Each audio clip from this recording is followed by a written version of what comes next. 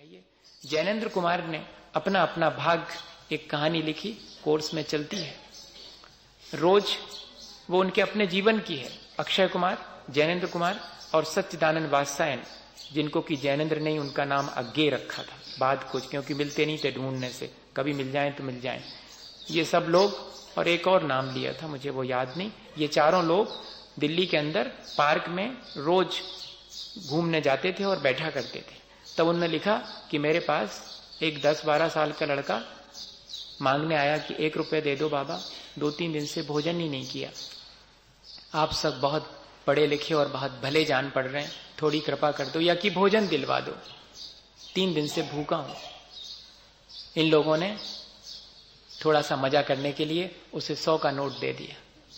उसने कहा मालिक सन 36 और 35 के अंदर 100 का नोट, आज का नहीं, आज का 100 का नोट तो कोई वैल्यू नहीं उसकी, 2-4 चीजें आएंगी मुश्किल से। उसने कहा कि कहीं भी जाऊंगा तुड़ाने के लिए तो लोग कहेंगे चुराया होगा, आप ही तुड़ा करके दे दो।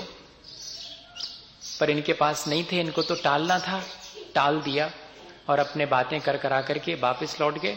दूसरे दिन फिर अर्ली मॉर्निंग वॉक पर निकले और उसी पार्क में फिर घुसे तो माली ने कहा कि बाबू आज उस तरफ की बेंच पर नहीं बैठे, इधर की बेंच पर बैठे। क्यों, ऐसा क्या हुआ, हम लोग तो रोज उसी बेंच पर बैठते हैं।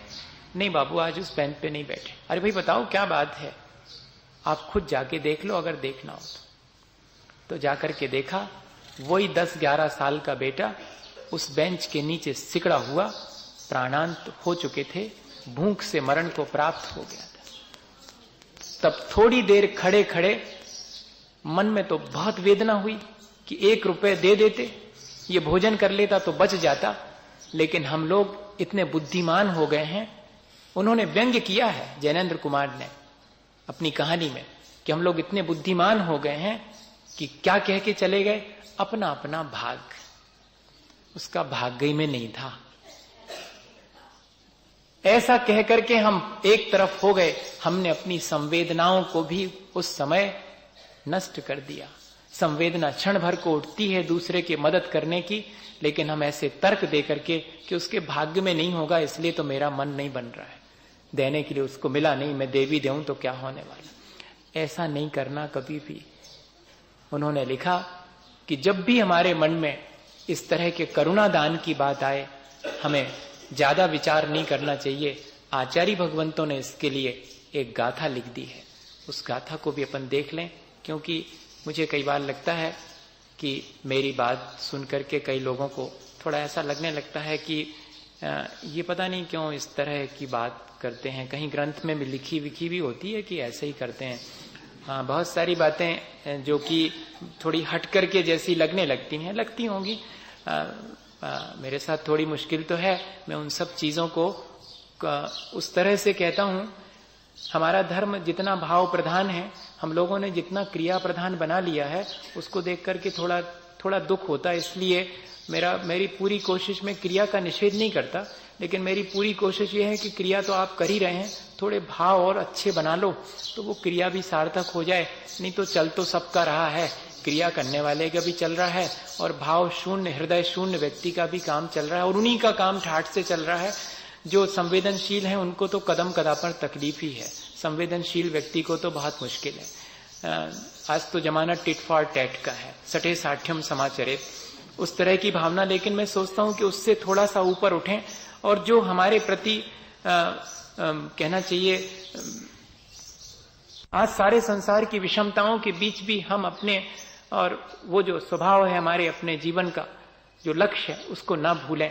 सब कुछ विपरीत है, लेकिन इसके बाद भी हम ये सोच करके कि नहीं सब ऐसे ही चलता है, अपने जीवन को नष्ट नहीं करें, अपनी भावनाओं को निर्मल बनाएं। हमारा उद्देश्य सिर्फ इतना है।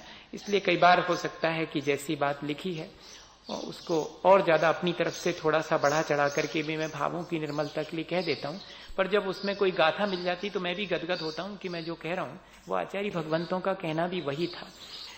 दानम भोयनमेत्तम दिन्नैधम धन्नो हवेयि सायारो पत्तापत्त विशेषम संदंशने किं वियारेण सागार मात्र एक भोजन दान से भी लो धन्य धन्य तम हो, धनवान से भी दुपात्र पात्र इस भांति विचार से क्या, ले आम पेट भर ले बस पेड़ से क्या।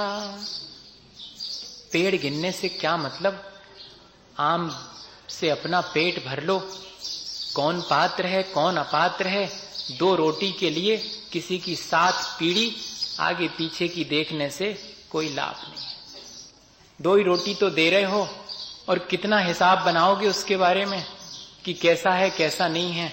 ऐसा आचार्य भगवंत हमें खुद इस बात का इशारा कर रहे हैं। अभी परमार्थ के दान की चर्चा नहीं है, अभी सिर्फ लौकिक दान की चर्चा है। उसमें भी लौकिक दान में भी सकल दत्ती और समदत्ती में तो थोड़ा विचार भी करना आवश्यक है, लेकिन करुणा दान में कह रहे हैं कि जिसके प्रति दया का भाव आ जावे उसे हमें और तुरंत मदद कर देना चाहिए। उससे हमारे जीवन का उपकार भी होगा और सामने वाले का भी। वो अगर हमारे दान से अपना अपकार करे तो उसकी जिम्मेदारी हमारी नहीं है, हमने तो उसके उपकार के लिए ही उसे दिया है। ऐसी भावना रख करके और अपन इस दान को दें।